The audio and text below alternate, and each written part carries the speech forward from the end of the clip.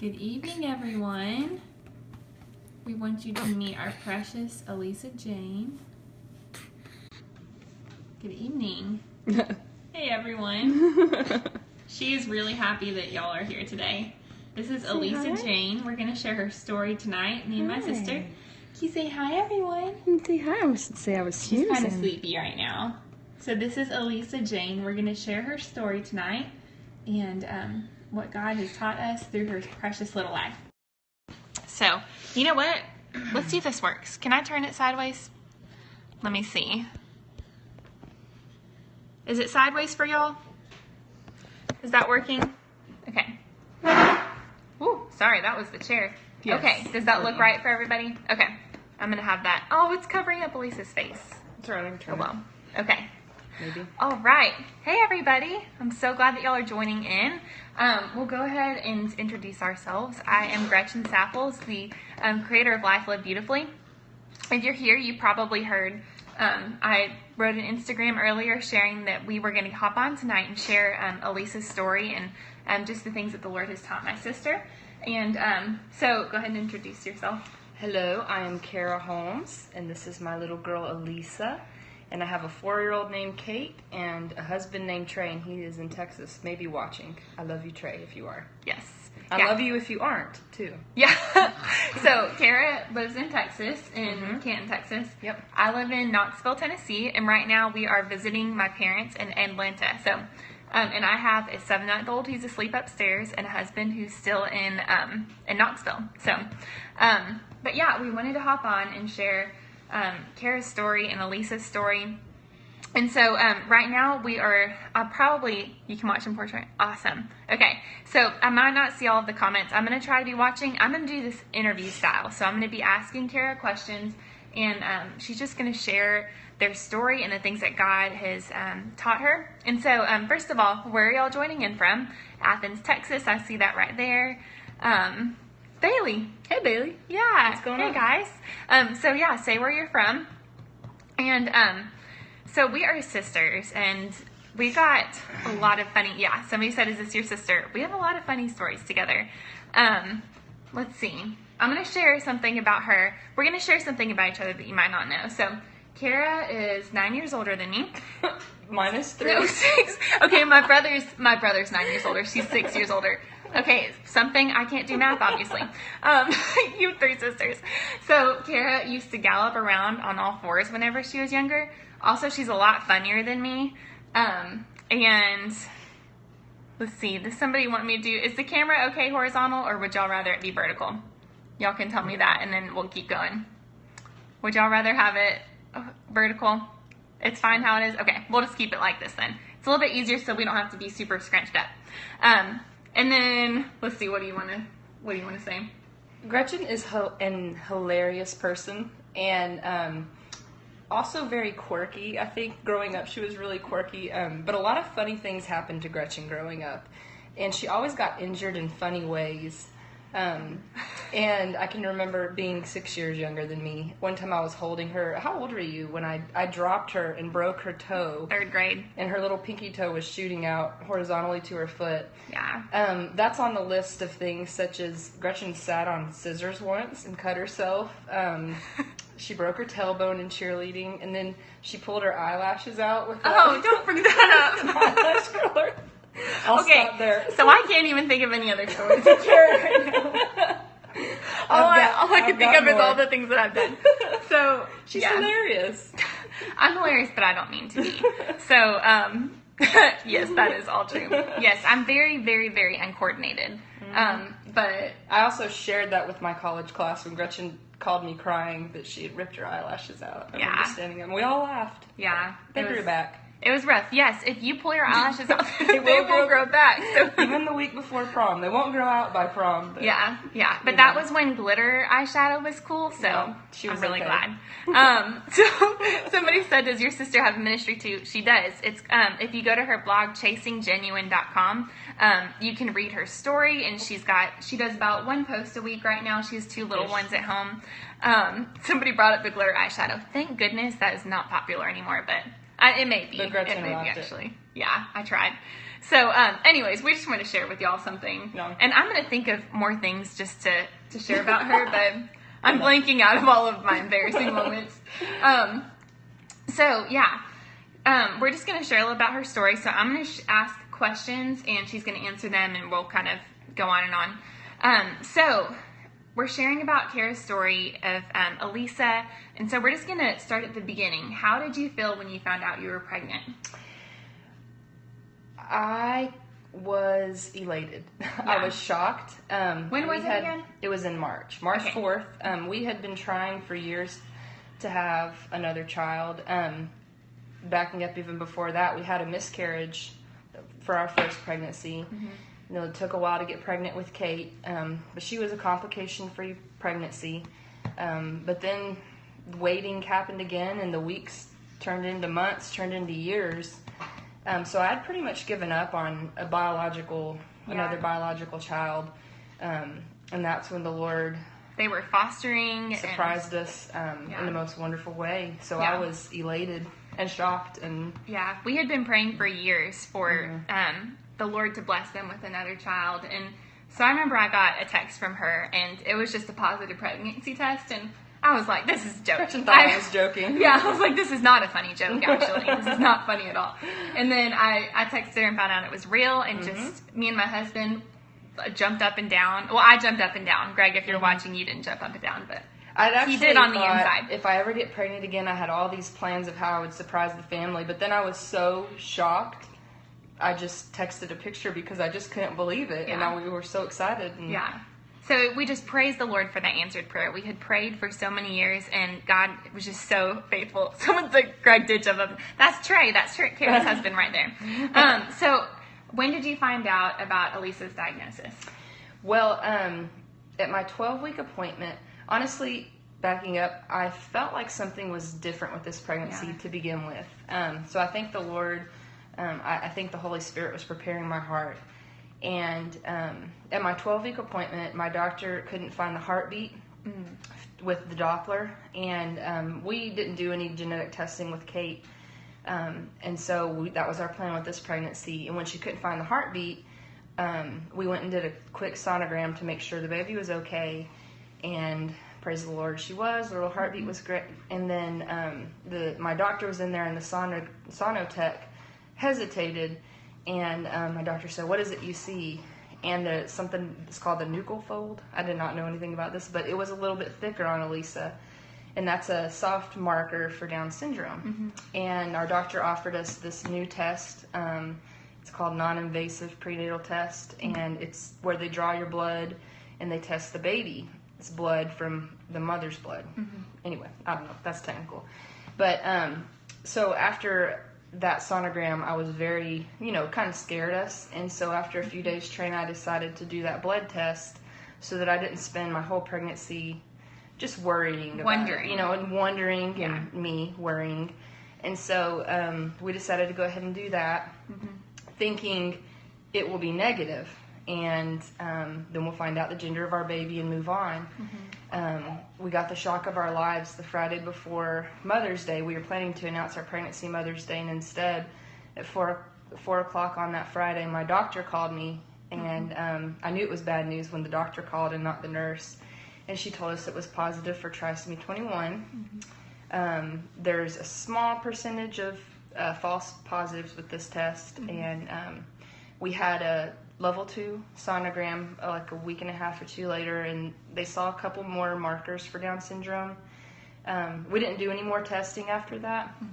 We just went with it. And how did you feel that moment that you got the phone call from Dr. Haddock? Yeah. Oh, I was heartbroken. Yeah. Shocked. We all were. Yeah. Trey and I just hung up the phone. He was there, and I put it on speaker, and we just kind of sat there for a little bit and didn't even talk. And then I started crying, and I just felt, honestly, like my world was over. And I didn't know much about Down syndrome at the time, so I felt like any bit of normalcy in my life was done. So yeah. And so as you went throughout your pregnancy, there were more complications that happened. Kind of share with them what that was. Yeah, it's funny because Mom and I, we would talk, and I just said, I just think this is going to be a normal pregnancy. The test is going to be wrong, and everything about this pregnancy went different than what I was expecting. And that was one of the things. And with Down syndrome, if the baby has trisomy 21, the placenta does too. And so we had some complications with her placenta. So on September 2nd, I was 30 weeks pregnant, and we ended up getting admitted to the hospital because of that, for her safety. And I stayed in the hospital until her birth 8 weeks later. So while you were in the hospital, what were some things that were going through your mind? What was the Lord teaching you? It was a roller coaster. It was a long time. It was a long time. And there was a lot of loneliness during that time. I was taught a lot of things.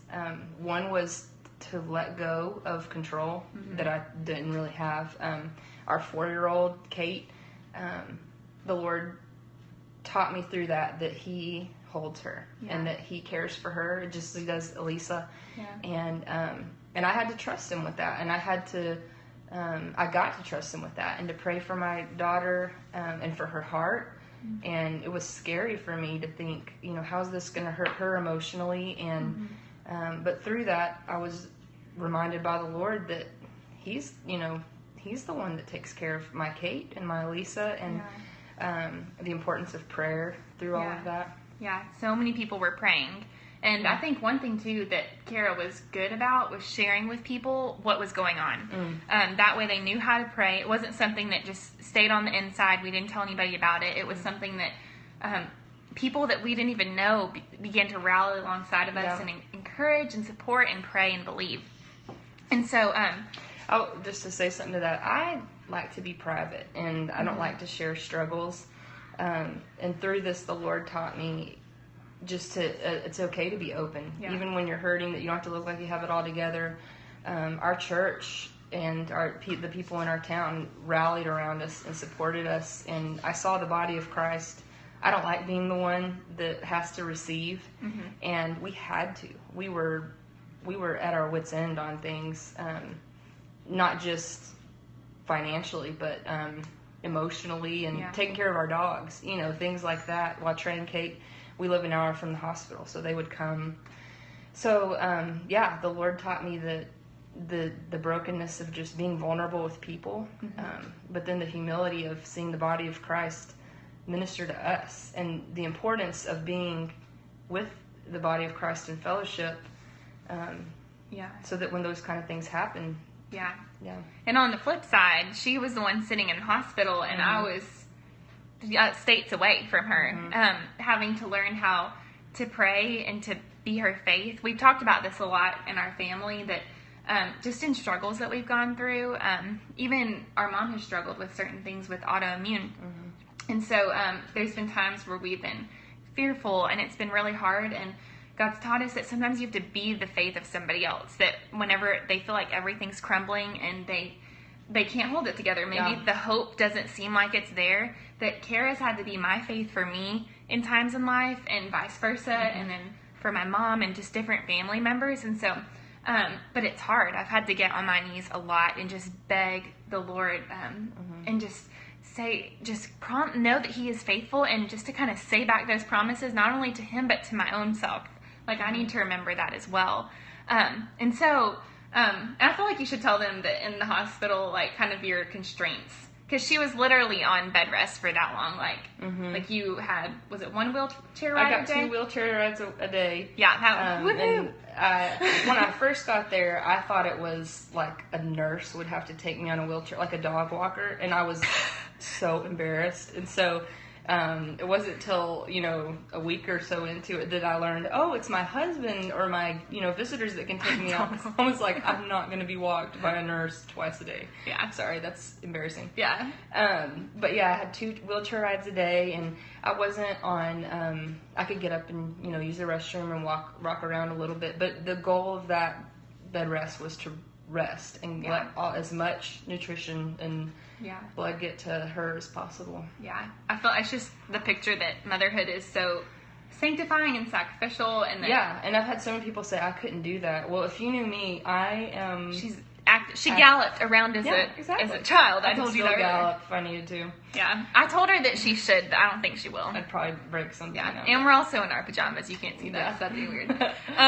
So okay, whenever the moment came that you had Elisa, I was there, and my 5-month-old baby at the time, we stayed up all night in the hospital. It's hilarious. Yeah, it was also really overwhelming. But I stayed up all night in the hospital, waiting for you to have Elisa. And then how did you feel the moment that you saw her face? Well, let me say this. I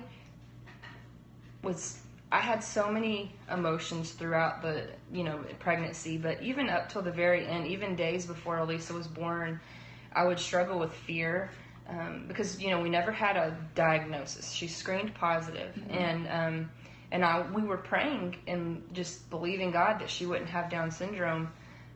Because as a loving mother, I want my children to have as little problems as possible, and so out of my love, I prayed that for her. And even, days before, I was texting and calling my mom and my sister and my friend Natalie and saying, what do you think? I would send them pictures of a sonogram. Does it look like this? Because we just didn't know. And I couldn't respond because I would go, okay, Lord, I need to be prepared, and I want to help prepare her to embrace this. But it was hard because I just didn't. Sometimes I didn't know what to say.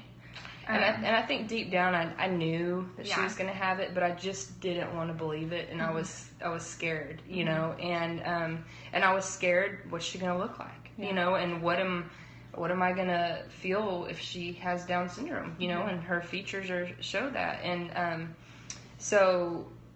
I was exhausted when I had her. It was a long labor. It was an induction that went really slowly, and then I was 38 weeks. But then when my contractions started doing what they needed to, we had to have not an emergency C-section because we acted in time, but her heart wasn't tolerating the contractions because we found out later the cord was around her neck. So I was exhausted and I was pretty drugged up. But when I was laying on the table and she was born. I was so tired. I wanted to go to sleep, but I asked Trey. It was 3 a.m. I asked Trey, what does she look like? And because he was going back and forth between her and me, and he said, she looks like a baby, and everyone laughed. Which is actually Trey's personality, so Trey, you can chime in here. And everyone kind of chuckled in there, but I knew what he meant when he said that. I knew, okay, she's got Down syndrome. And when the nurse brought her over, she had pretty strong features of Down syndrome, and I was elated how beautiful she was, but I was sad too, and I was in love with her, like the love of a mother. You can't doubt that, but there was an extreme sadness in me too. It was just like a breath out, and it was like, okay, it's done. We know, and okay, and then that was it. And we should say, like, we have rejoiced in Elisa's life since the very beginning, since even we knew that there was a chance of her having Down syndrome. And so I was, even whenever I was waiting, someone said, too bad you can't post pics. Yeah. Oh, Trey, you said that. So we'll show you Kara's website later because you can go find precious pictures of Elisa. But whenever I got the text, me and Mom, with a precious picture of her, we just kind of looked at each other and with tears in our eyes and just said, she's beautiful. Yeah. And we didn't even say she has Down syndrome. We just... Like, we all just knew. We didn't really talk about it.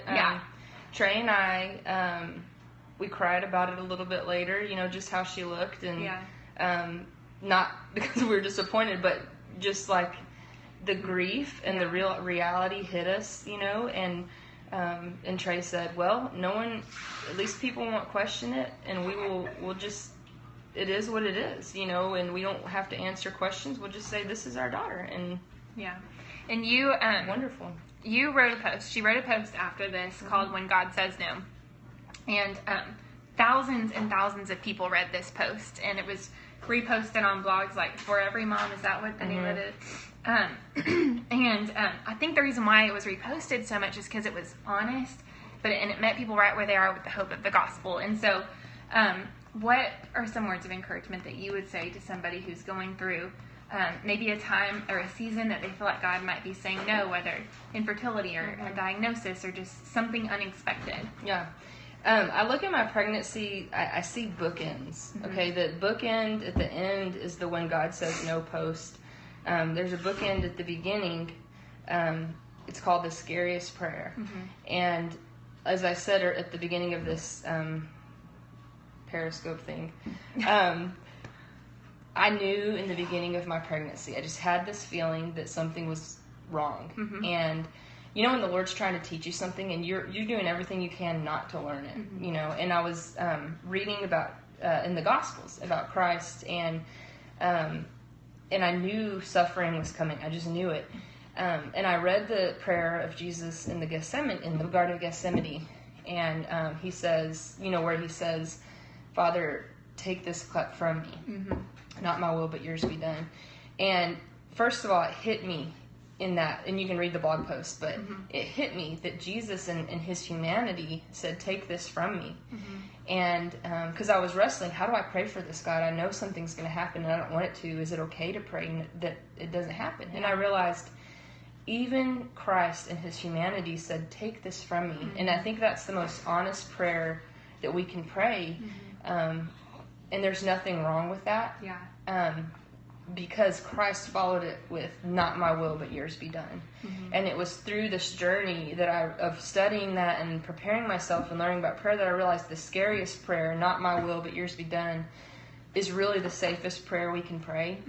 And it is that because you pray that with trust in the Lord. And you know, you see, of course, we all know Christ said, "Not my will, but yours be done." And he was crucified and he rose from the grave, and we wouldn't even have any hope if it weren't for that. And it was the same in our lives. And so in that season for me, that's the prayer we prayed. I wrote the blog post when God says no, ending it with really he said yes, because we prayed, "God, we don't want this like Christ did. Take this away from us, but not our will, but yours be done." And then that's the safest prayer, and we know that his will has been done, and we are in the middle of his love and his comfort and his shelter. And so and when you zoom out, we can see, we have the whole Bible, so we see just all of the hope, and we see the hope of Christ clearly.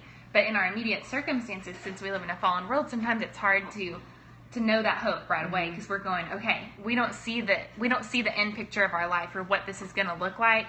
But in the moment, we can know that the Lord, he does see it, and that he's working all things together for the good of those who love him and are called according to his purpose. And so even in the unexpected, we can trust in that and rest and have hope. And that's why we look so different. Kara's doctor, I don't think, she's not a believer, right? I'm not sure. Well, there's certain doctors, though, that she was with that were definitely not believers. And one nurse had even assumed they might have an abortion. And that their faith has been an incredible testimony. And it's not something that's like, you know, pat on the back, good job on your faith and everything. It's literally God's grace in them. It's the Lord working through them. I know you would say that it's not anything that you just... No. And that's a common thing, you know, God won't give you more than you can bear. I wrote a post about that in my pregnancy, because that couldn't be further from the truth.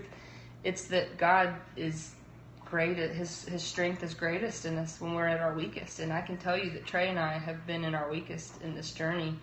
We're not strong people. We're not special people. God didn't choose us for this because there's anything about us. But we've been broken, and the only thing we've done is look to him, and he's worked in us.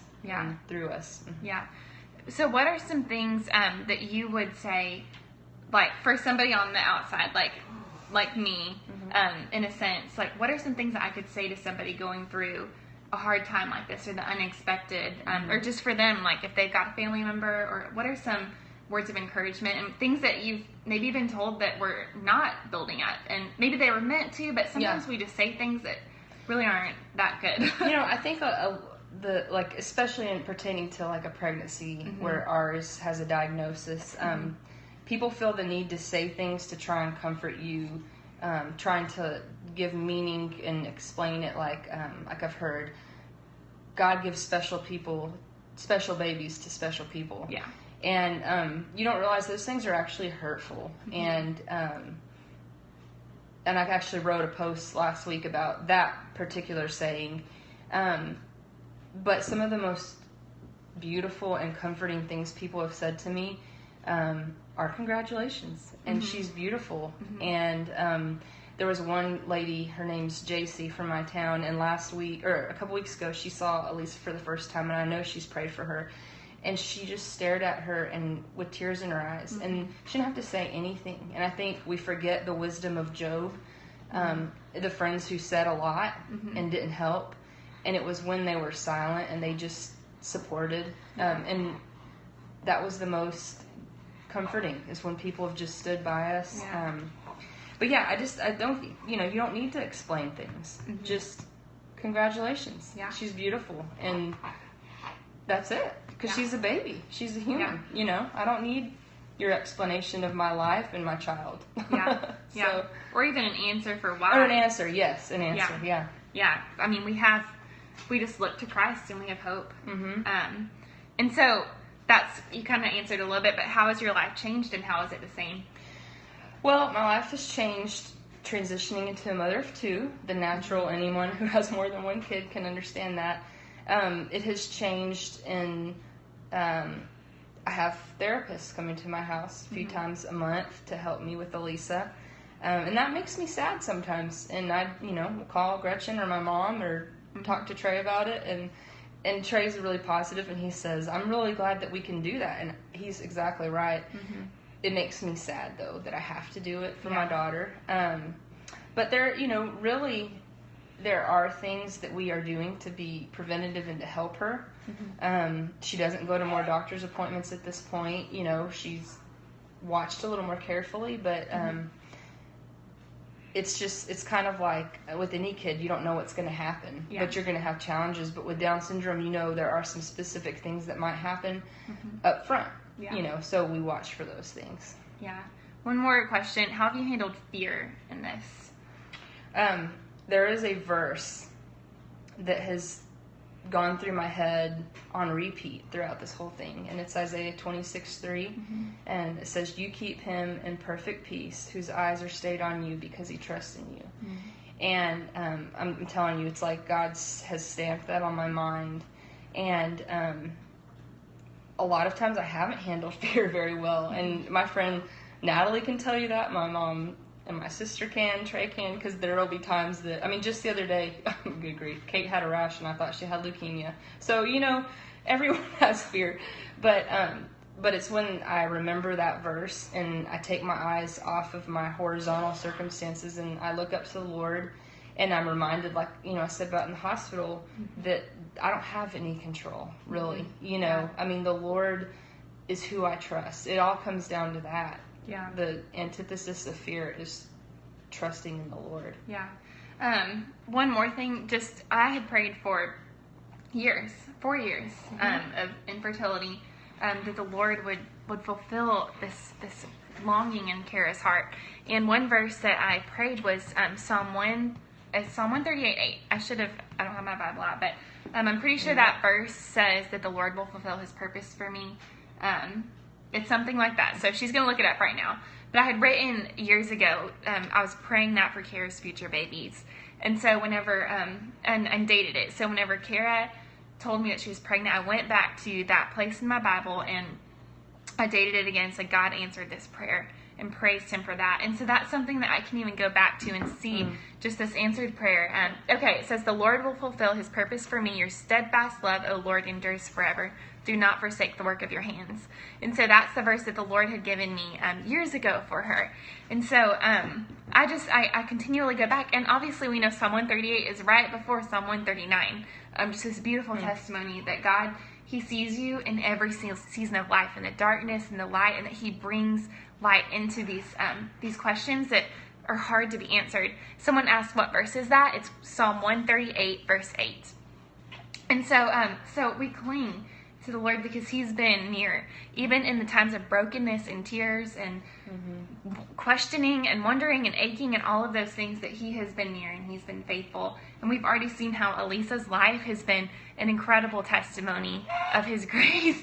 I don't know if you can hear her making noises, Squeaky. but and it's incredible testimony of His I want grace. to say one more thing. Yeah. You'd asked, how is my life the same? Yeah.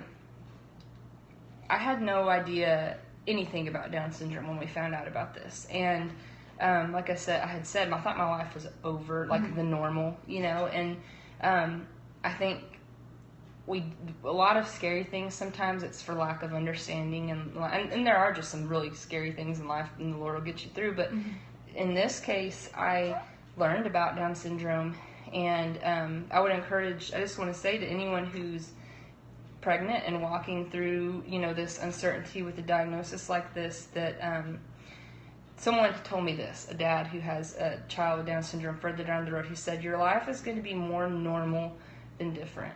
And that's the case. Yeah. Elisa is a baby. Yeah. She poops and pees and eats, and I think it's and important spits up with such a high abortion rate that Down syndrome has, and really not just Down syndrome, any birth defects, I would think, are the same thing. We're so scared of these things that are different, and Elisa is different in some ways, and we can acknowledge that too. Yeah. But it's not. It doesn't have to be this scary thing where we just get rid of a life, And I think that if we can just learn about things, and it's okay. Yeah. And you can get through it, And it may be hard. I know this road will be more hard with Elisa at times, and it's going to be okay, because life. No one ever promised that life would be easy. Yeah. Yeah. So we wanted to share this with you. We hope that it's an encouragement. We prayed for you before, and Kara, you can't see her shirt, but she's wearing a Stand for Life shirt. I don't know if you've ever heard of Stand for Life movement. I think that's what it is on Instagram, but they actually came and they did a video of Elisa. It hasn't come out yet, but we're excited, and it'll be on Kara's on your blog. You'll put it up there. Yeah. But yeah, you should. They are doing a beautiful work just to speak out about even just us standing for life, and because we're not in control of life. It's the Lord who gives life, and so He's given us new life too, that we can speak and live for Him. And so yeah, you can see little Lisa again. I don't know if there's any questions. We've gone on a little bit while. It's a little late right now.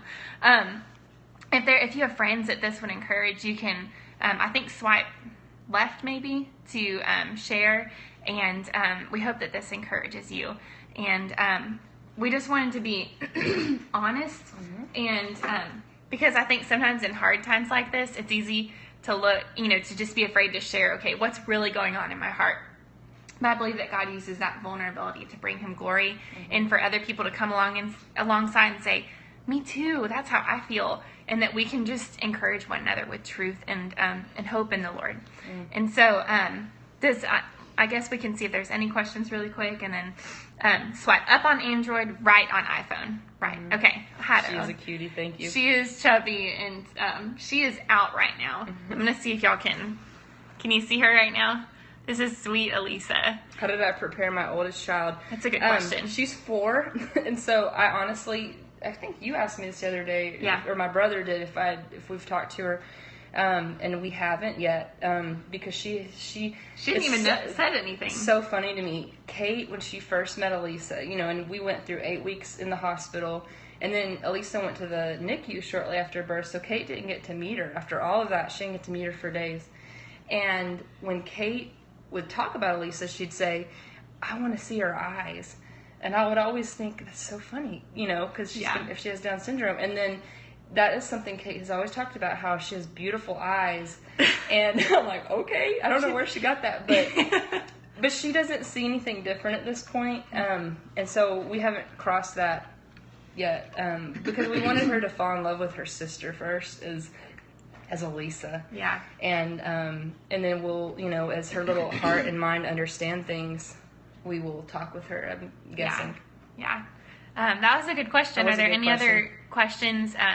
Maybe you're going through something or similar, or have family. Thank you for your encouragement. Yeah, I appreciate that. Well, and also Kara helped me write, the Life Live Beautifully Planted study on the disciplines, and which is funny because I had just had a baby, so I was going through all the postpartum, like just all the stuff, and she was in bed rest when we wrote it. And so the Lord just taught us a lot about himself and about just living a fruitful life, even in the hard seasons, that there can still be fruit in our lives, and we can still be deep and walking with him and intimate with him. And so, yeah, I just want, and she's going to be writing more studies with me. Yes, chasinggenuine.com. And you can go back through and find some of the other posts. She's got one going up tomorrow. But you can follow her blog there. I think there's a subscribe option. And so she'll continue to share her story. And we live in different states, but anytime that I'm with her, we'll do a Periscope too. Because we've got some things that we're working on, projects for this year that we hope are encouraging and point you to Christ. So thank you so much. And are there any other questions? If not, then we'll let y'all go. And this little girl is out. And I think we're about to do that too in a little bit. Kara's got a 4-year-old that is still awake in the other room. And I'm very surprised she hasn't come in here yet. Love you. Oh. Okay, well, I guess there's not any other questions.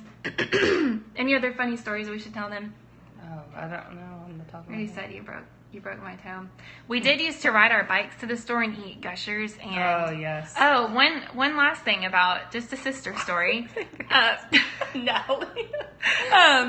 Let's see. Oh, we had tape dividing our room when we shared a room when we were little. Oh, because yeah. I was really messy. Gretchen is... No, I'm not messy anymore. But I was. She is in her spirit. The messiest I'm person I creative. know. Creative people can sometimes be messy. And the Lord has since taught me how to. Kara jumped off the top bunk at camp to get away from a moth. That's hilarious. Okay, she is deadly afraid of bugs. Yeah, that's true. So, yeah, but we had tape down it, and she would not let me cross the tape line for anything. Not your stuff. My stuff. Everything. My creative stuff. I'm Yeah. so... just kidding. She's very artistic. Or, no, musical. And I'm more artistic. And so, yeah, we're... totally. Do we look alike? Nope. And then we'll get... No. Not at all. I should have brought my glasses and we could have had... But we are sisters. Yeah. Biological Same sisters. parents. Yeah. Both of them. Yeah. We did tape too. And you're the creative one? Yes. I'm telling creative. You create arts on the floor. I don't anymore, but back then I was just... I was convinced that it was more comforting to be in a messy room. But I think it was more of an excuse to not clean. Mm-hmm. Yeah. Oh, here's one more for the night. Gretchen used to sleep, and she still would do this, I think. She would sleep on top of her covers so as not to have to make up her bed. Okay, I don't do that. I make my bed every day. No. But I did because actually it wasn't that comfortable. I slept with a sleeping bag for a make little. her bed. So, yeah. Anyway. I'm going to come up with more things for Kara. And so if you came from from Instagram, I'm going to go back and update the Instagram post with Kara's blog. So that way if you forget her blog address, it's there and you can look it up to see some of the posts. So yes, that is totally a foreshadowing of Kate and Elisa. When will I start doing the coffee date periscopes? I was supposed to this week and then it snowed and I'm trying to get some help with our little baby. I'm hoping to this week. And I want to figure out a time that can be consistent. So I'm thinking Wednesday mornings we're going to do our coffee dates and just talk about different topics and things like that. Oh, what does Elisa's name mean? Elisa means joy in Hebrew, and the reason we chose her name was because we wanted to have joy in our pregnancy and in her life. And her middle name? And her middle name is Jane, and it means gift from God. And my friend Leslie, that's her name, her middle name too. But yeah. So, well, thank y'all for taking time on your thank you. You don't me. On your Sunday nights to join us. And tomorrow, if you want to join in, we're going to be at the Life Live Beautifully headquarters, which will be fun for you to see. And you can meet part of the Life Live Beautifully team and all the crazy kids that are part of it and just kind of see our heart and why we create and why we share and everything.